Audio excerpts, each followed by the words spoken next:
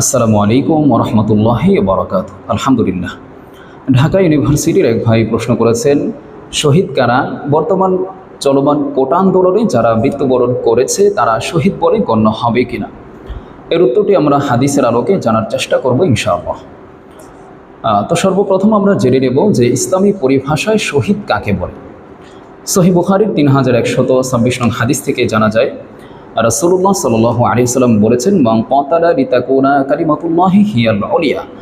আল্লাহর রাসূলের এই হাদিস থেকে জানা যায়, যারা আল্লাহর জমিনে আল্লাহর দ্বীনকে, আল্লাহর আইনকে, আল্লাহর বিধানকে বাস্তবায়ন করার জন্য কাফেরদের বিরুদ্ধে সশস্ত্র সংগ্রামে যে সকল মুমিন ব্যক্তিরা নিহত হয় তারাই ইসলামী পরিভাষায় শহীদ বলেই গণ্য হবে। তো এখন প্রশ্ন হচ্ছে যে তারা ছাড়া কি আর দুনিয়ার জমিনে কোনো মানুষ শহীদ হবে না, শহীদের মর্যাদা লাভ করবে না?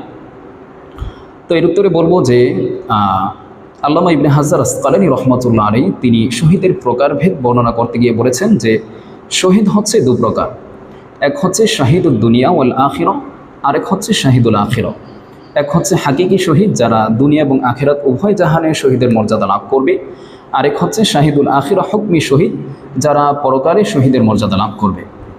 সহিহ মুসলিমের একটি হাদিস, সহিহ মুসলিমের 1915 নং হাদিস, রাসূলুল্লাহ সাল্লাল্লাহু আলাইহি সাল্লাম একদিন সাহাবায়ে কেরামকে প্রশ্ন করলেন, মা তাউদ্দুনা শাহিদা মিনকুম, হে আমার সাহাবীরা তোমরা কি জানো শহীদ কারা?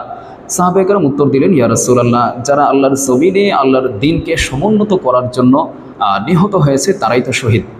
রাসূলুল্লাহ সাল্লাল্লাহু আলাইহি সাল্লাম বললেন, ইন্না শুহাদা উম্মতি ইযান লাকালিল, যদি আল্লাহর জমিনে আল্লাহর দ্বীনকে সমুন্নত করার জন্য যারা নিহত হয়েছে যদি শুধু তারাই শহীদ হয়ে থাকে তাহলে তো কিয়ামতের ময়দানে আমার উম্মতের শহীদের সংখ্যা কমে যাবে।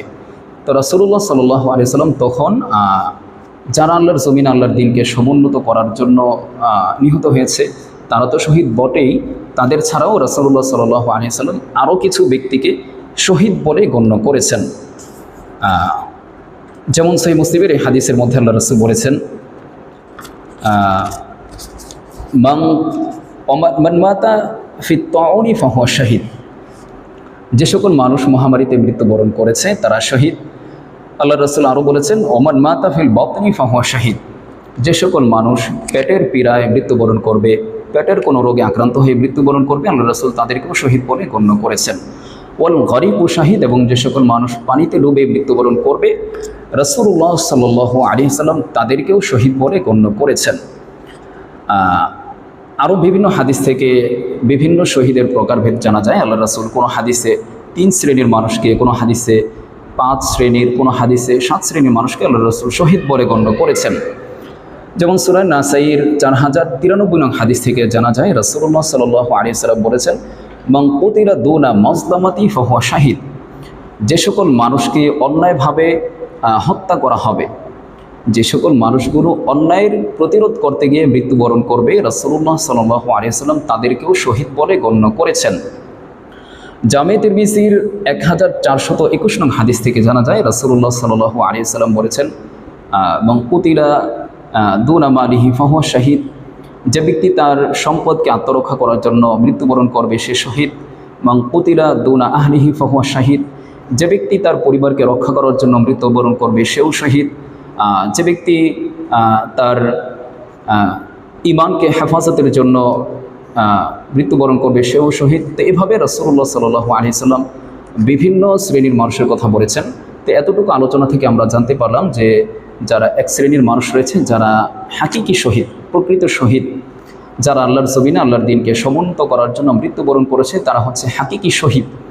এছাড়াও রাসূলুল্লাহ সাল্লাল্লাহু আলাইহি সাল্লাম আরও কিছু মানুষকে শহীদ বলে আখ্যায়িত করেছেন যে যদি এই মানুষগুলো এভাবে মৃত্যুবরণ করে তাহলে আল্লাহ রাসূল তাদেরকে শহীদ বলেছেন।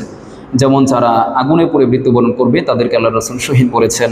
পানিতে ডুবে যারা মৃত্যুবরণ করবে, দেয়ালের নিচে, ধ্বংসস্তূপের নিচে চাপা পড়ে যারা মৃত্যুবরণ করবে তাদেরকে আল্লাহ রাসূল শহীদ বলে গণ্য করেছেন। তারপর সূরা নাসাইর আরও হাদিস থেকে আমরা জানতে পারলাম যে 4093 নং হাদিস থেকে জানতে পারলাম, এবং কুতিলা দুনা মাজলামাতি ফাহুয়া শাহিদ, যাদেরকে অন্যায়ভাবে হত্যা করা হবে, অন্যায় প্রতিরোধ করতে গিয়ে যারা মৃত্যুবরণ করবে তাদেরকে রাসূলুল্লাহ সাল্লাল্লাহু আলাইহি সাল্লাম শহীদ বলে গণ্য করেছেন।